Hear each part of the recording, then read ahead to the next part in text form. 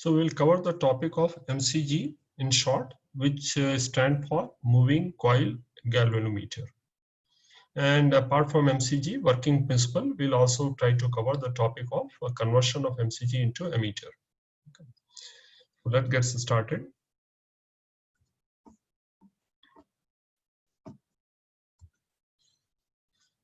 So what is a MCG? It's a very sensitive device to measure small currents. The working principle will draw a parallel with something like a spring balance. I hope all of you understand the basic principle behind spring balance. In case of spring balance, it's a question of a translation equilibrium. Two forces act on the object which is suspended from a spring balance. One is a gravitational force, constant force, which when suspended to with a spring is resisted by spring force. When it comes to equilibrium, the weight, which is gravitational force, becomes equal to spring force, which is equal to K times X, K being the spring constant and X being the extension of the spring from the mean position. So there also, do we actually measure weight? No. What are we measuring there? We are measuring linear displacement. We are measuring X. But X to some scale gives them a value of weight, because X is directly proportional to weight of the object which is suspended from a spring balance. And this is the common principle we use in many many instruments which are used for measuring physical quantity. We measure something else which is much easier to measure, but it must vary linearly, then only the scale of measurement also will be linear one. So in this case also, let's see what happens, what weight is similar. In this case, we use a coil which is free to rotate. Moment it is free to rotate, it means it will come to an equilibrium only when the net torque is equal to 0. So torque is placed in a magnetic field, and when the current is passed through the coil, it acts as a magnetic dipole moment. It experiences a torque. And it is placed in such a way that the plane of the coil is always lying in the plane of magnetic field lines.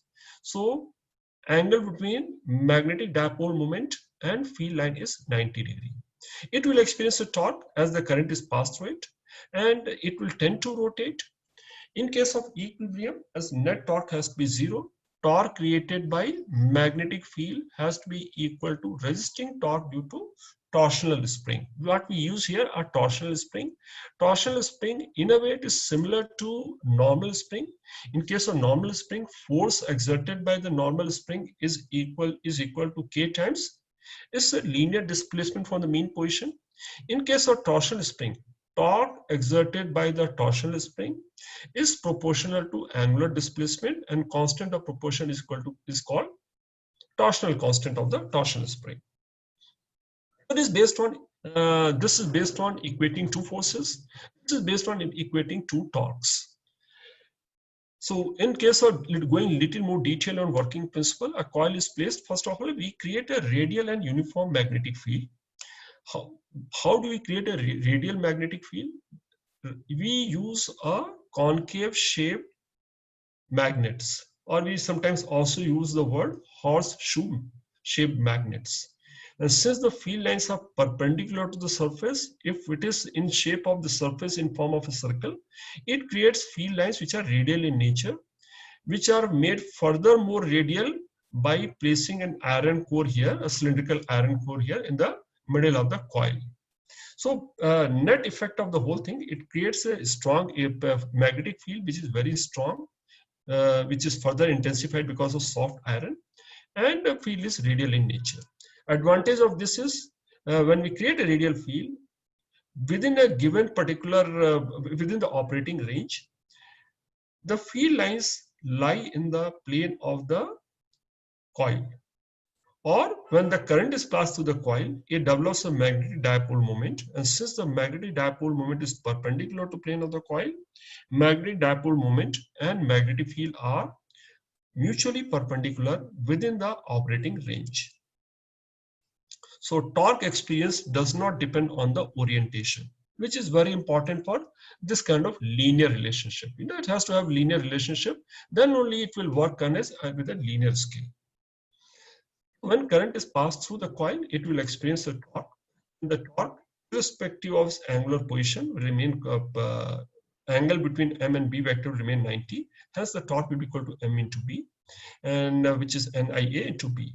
So this is the torque which gets created. Torque is proportional to I, and it tends to rotate it. But even as it rotates, the torque remains unchanged due to radial nature of field. So even it start rotating, it acquires a different orientation, but the torque does not change. So torque is proportional to I. When it comes to equilibrium, the torque due to current in coil is equal to resisting torque by torsional spring, which is K into theta. So this torque is proportional to theta. So when you equate those two, it becomes NIAB is equal to K theta. Or, okay, this is the term, and the K here will have a unit of, what is the unit K will have? Unit of torque divided by theta, which will be Newton meter per radian. So that's a condition for equilibrium, and this is the key point for understanding MCG, two torques being equal, similar to the spring balance. So here what we find, what is current equal to? Current is equal to this term here. Current is proportional to theta, and that's what we need for any measuring instrument. So whichever quantity you want to measure is linearly proportional to some other quantity which can easily be measured here. So what we measure, this is kind of arrangement we have. As we pass the current here, initially it may be somewhere here. As the current is passed, if current is small, it will have a small torque created, which can be resisted by spring by having a small angular displacement. But as the current becomes double, torque will become double, resisting torque also has to become double, angular displacement also will double. So until it reaches a maximum value, so we cannot have too large an angular displacement. If angular displacement too large, then what will happen? The field will not remain radial. So it operates within a particular range of angular displacement, and within that operating range, the field always remains in the plane of the coil. So, and hence the current is proportional to theta. We use a term called sensitivity, which is theta by I. Let's understand what does sensitivity imply.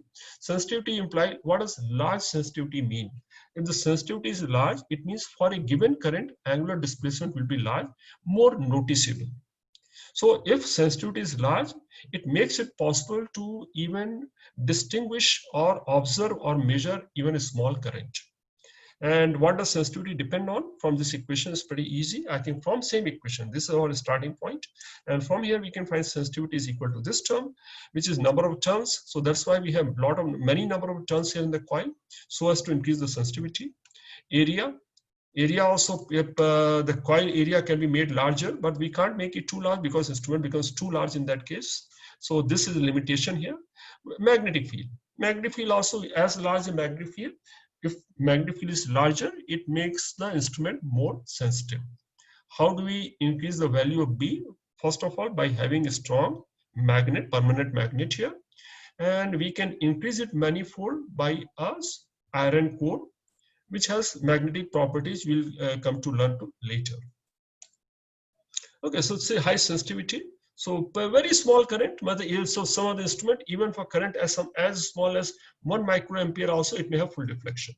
So it will give significantly large angular reading for fairly small current, order of even nanoampere also. There are instruments, very cheap instruments available in the market, which can, or very cheap galvanometers available in the market, which can measure currents of the order of even nanoampere. That gives an idea how sensitive this instrument is. Okay, so this is measure number terms, and that's how we make it more sensitive. And but high degree of sensitivity means basically if it is very sensitive, it will achieve maximum possible deflection also for a very small value of current. So even some instrument, they achieve full deflection, or even for currents which are fairly small, of the order of microampere also. So if it cannot measure a current which is greater than what is necessary to give it maximum deflection. So this limits the maximum value of current that can be measured or allowed to pass through the galvanometer. More sensitive the instrument is, smaller is the maximum value of current that can be measured for a given angular displacement. Okay, so and as we have already discussed, as current is proportional to theta, you will find the graduation here also are linear in nature. So if this indicates a current I, so suppose I pass a measured current I and find out what is the angular displacement. Half the angular displacement will correspond to I by 2. 1/4 angular displacement will correspond to I by 4.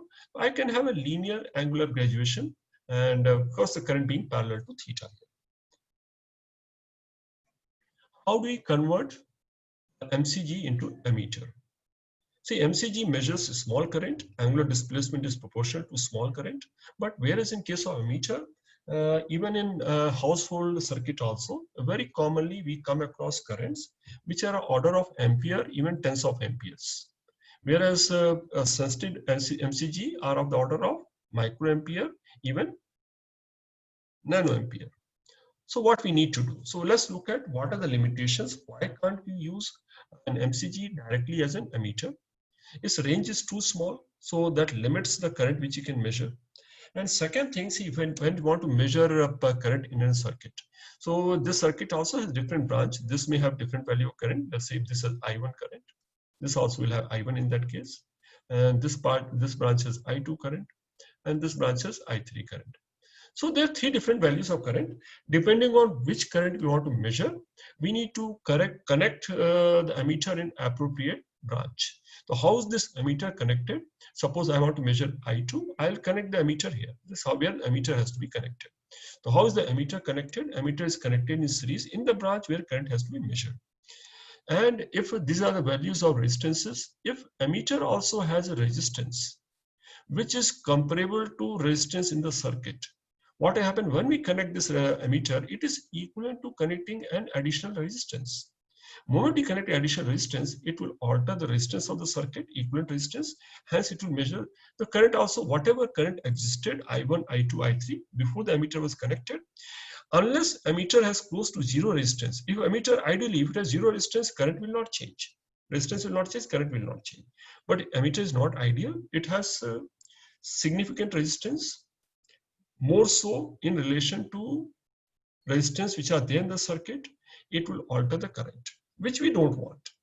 So what has to happen? Ideally, the ammeter should have very small resistance, whereas MCG has fairly large resistance because we use number of turns. The length of the coil used is fairly large because of multiple number of turns to increase sensitivity, which gives rise to significant resistance, and which is not desirable. So these are the two limitations of MCG which we need to overcome to make it suitable to work as an ammeter. How do we do that? Pretty simple. This part is very simple. So anything, if you want to reduce the resistance, the solution is very simple. We connect a small resistance in parallel. The resistance will reduce. But will it serve this purpose also? Let's see. So what we do here, there's a galvanometer here. We use notation G to indicate the resistance of the galvanometer. We connect a small resistance in parallel called shunt. Resistance is S. Okay. See, this is somewhere the current we are measuring. This I is the current which need to be measured. This is circuit current we want to measure. Moment we connect a shunt here, another thing what happens, if this resistance is much smaller compared to G, that's what our intention is. We connect a small resistance lower by many times lower compared to G. So only a small proportion of current will pass through here, larger proportion of current will pass through here. So since this is sum of the two, this current will be many times more than IG. So even when for a small current is passing through in the galvanometer, the current which is being measured may be many times more by use of suitable shunt. That's how it serves the other objective. The range, which is I. If shunt was not connected, range was limited to IG. When the shunt is connected, the range becomes equal to I, which is many times more than IG. Range also increases by way of connection of a shunt in parallel to a galvanometer. So these limitations are overcome by connecting a small resistance in parallel called shunt to the galvanometer. Let's take, for example, if we connect this galvanometer here, I want to reduce it by significant number. Its resistance. So its resistance was G. I connect a resistance which is close to 1 by 199 times smaller compared to G. So this is, if it is 199 times smaller compared to this, the current in this will be 990 times higher. Okay, so if it is this Ig, this will be equal to 992, and then this becomes equal to 1000 Ig. So what do you understand from here? When the current here is Ig, actual circuit current is 1000 times more. My range has increased by 1000 times. So when it reaches maximum, the corresponding circuit current is 1000 times more. So even when this is 1 milliamp, suppose maximum current which can be passed in MCG is equal to 1 milliampere. So when the current is passed with 1 milliampere, circuit current is actually 1 ampere. 1 ampere current can be measured by this kind of arrangement. This is only a numerical way to give indication. So equivalent resistance, what happens to equivalent resistance of the circuit? Equivalent resistance is always smaller than the smaller resistance. So definitely equivalent resistance also will become close to 1 by 1000 times of initial resistance. Okay, that's the basic principle number 1000. When we do so, Ig is equal to K by this is the term for Ig. Okay, but if we have this kind of arrangement, sorry, this is also 1000. So if I connect something like this, Ig will equal to I by 1000. So when I look at what will happen to when I connect something like this, same theta implies is current is 1000 times the current Ig. So what will happen to sensitivity here? If you have something like this, sensitivity, which is theta by I, sensitivity, if range increases by 1000 times, sensitivity will decrease by 1000 times. Okay. So they are go opposite. So lower range, higher sensitivity, higher range, lower sensitivity. If range increases n times, sensitivity will decrease by n times. And so when we talk about conversion of MCG into ammeter, previous case we equated to torques. Here we can equate to potential drop. So this 2-point potential drop, potential difference is equal along this path as well as this path. So without trying to memorize any formula, I can write potential drop here is equal to Ig into G. Here is Is into S. Ig into G is equal to Is into S. That's the ratio. And then using this ratio properties, we can write in different forms. Many times we are interested in this ratio. What is the ratio? This ratio by this ratio. Because this ratio indicates factor by which range has increased. So what is I by Ig? When you rearrange these terms here, I by Ig, this term is much smaller. Many times larger, this very small term. So logically also it makes sense corresponding to this, what comes in the denominator, very small resistance, which is shunt resistance. And current is actually, this current is sum of the two currents here. That's why the two resistance in the numerator. That's the way you can, by common sense also, we can memorize this formula. There's no need to memorize. Understanding this relationship is adequate. And so in that case, the entire combination, this becomes the whole set.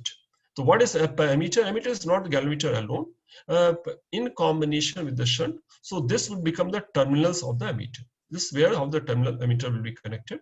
So when we talk about ammeter, which is a combination of MCG plus shunt, what would be the internal resistance of ammeter?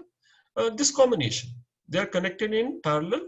So GS, that's a formula for resistance, equivalent resistance in parallel, GS divided by G plus S, which will be less than S, of course. That's the internal resistance of an ammeter. And if it is ideal, as compared to, if it is much smaller compared to resistances which are connected in the circuit, you can take it to be almost zero, which is an ideal case. Resistance is zero, and potential drop across the ammeter is also zero. So let's take, so to increase the range of ammeter by a factor of n, I by Ig indicates factor by which the range has increased. This is a new maximum value of current which can be measured. This was the maximum value of current which could have been measured without the aid of the shunt. So this is the factor by which has increased I by Ig, which is the same number, and it depends of course in S. The smaller the S is in relation to G, larger is the factor by which range increases. And we have already discussed, as range increases, sensitivity is this number. So initial sensitivity, earlier sensitivity was theta by Ig without the aid of shunt. When we shunt is connected, the measured current is I. So sensitivity becomes theta by I.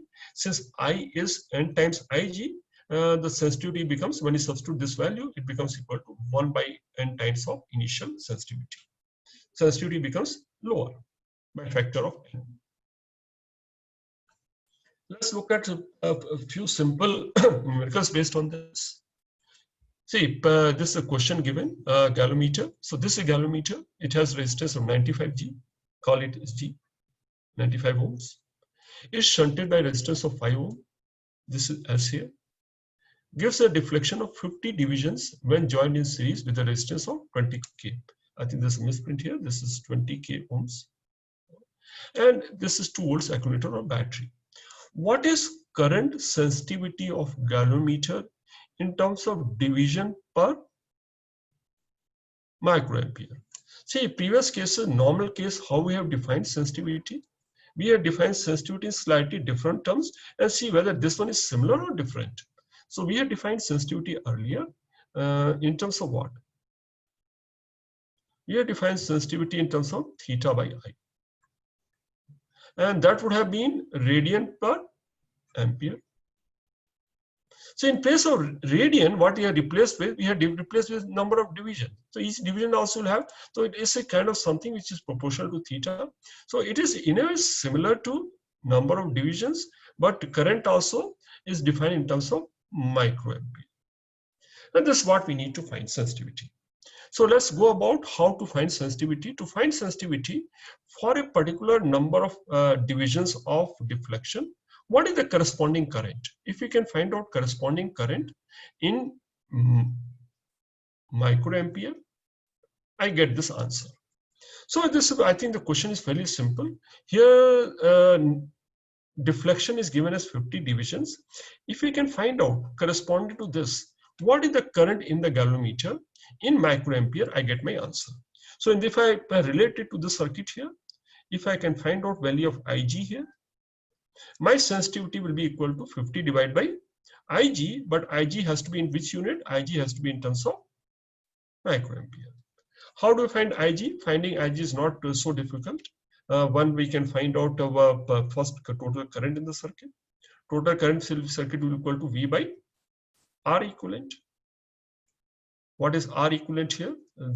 We take these two are in parallel plus this in series. So if I call this as R, R equivalent will be equal to R plus GS divided by G plus S will be equal to V into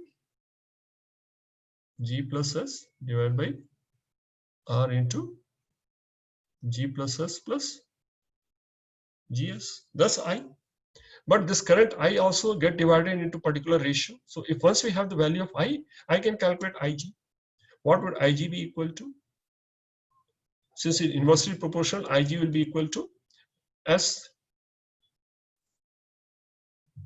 divided by other resistance divided by total resistance S plus G into I. So what is that equal to? S divided by S plus G into V into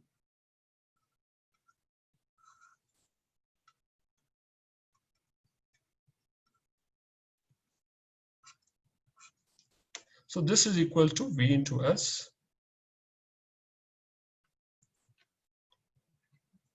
And if we substitute all those things in typical SI unit, this will come in amps. But since we want, this will be in microamps. So we substitute this value, we get I, we divide by 50 divided by this term, we get our sensitivity. Let's look at another question here. This is how the figure is look like. Where is the galvanometer? This is a galvanometer, but it's not a common arrangement. So millimeter of range of 10 milliampere and resistance of 9 ohm. So we had used the term millimeter. Millimeter is nothing but like a galvanometer, which measures milliamperes current. They have used the term millimeter. Okay. It gives full deflection for current I when A and B are used as a terminal. So which are they used? They are used as a terminal. It means current will come from one side and it goes away from here. This is how it is connected. Okay. So current enters A, leaves at B, and C is left isolated. So what is the value of current I, which will give you maximum deflection? We already know when it has maximum deflection, this current has to be equal to 10 milliampere. Okay. One way of thinking would be, so what has happened? So this something, is it equivalent to our typical circuit? What a typical circuit we use, the current I comes in. That's the circuit current. and it gets branched off in two parts. One part is G part, and other part is shunt part. Okay, and in this case, and then this is Ig, and we know the formula. What is I by Ig equal to? I by Ig is equal to S plus G divided by S. So let's look at this. Is this also similar? Yeah, it looks like similar. Only thing what has happened, in addition to shunt resistance, one more resistance has been added here. What is the resistance which is added? Which is equal to 0.9 ohms. And how much is this one? This one is equal to 0.1 ohms. So if I look at the whole thing, it is equivalent to a circuit. So if I look at that, what is the total resistance here? It will be resistance of this plus this. So here, this whole circuit, I can treat as standard circuit what we use for conversion of a MCG or galvanometer into ammeter. And here, I by Ig ratio will be equal to, and similar terms. Only thing in place of S is equal to what? S is equal to 0.1, which is connected in parallel. Only thing which is slightly different, when we write G here, G is not only the resistance of the galvanometer, it also includes the resistance which is connected in series, because this part is ineffective. The current will pass through like this connected in series. G is equal to 9.9 ohms. Okay, and that is fairly simple. So this becomes 10 by 0.1, and that becomes equal to 100 times. So this is fairly simple. And suppose we slightly alter the question, what happens is connected between A and B. If it is connected between A and B, what will happen? The shunt resistance will change. Shunt resistance become 1. And since resistance is increased, the range will become smaller. So whenever we have this kind of arrangement, we can change the range of ammeter. Is there any advantage of reducing the range? Suppose I have an emitter which has a range of 1 ampere. If I want to measure a current which is even 100 times smaller, what I want to do, if I want to measure a small current, I want to decrease the range also. So if I connect between A and C compared to A and B, will the range decrease or increase? In this case, if the shunt is smaller, range increases. When I connect between A and C terminal, the shunt becomes larger, range decreases. If range decreases, so if I want to measure a small current, I can connect between A and C. If I want to measure a large current, I can connect between A and B. That's the advantage of having this kind of 3 terminals. So we have the choice between connecting between 2 combinations. Yeah, you could have connected between B and C also. In case of BC, we can have different combination, but perhaps that may not serve a gate purpose. The A, B, and AC offers 2 different ranges. And ideally, what should happen? A range should not be much larger compared to the current what we are going to measure. So that's what the essence of conversion of MCG to galvanometer is. I hope most part are clear. So I'll stop here.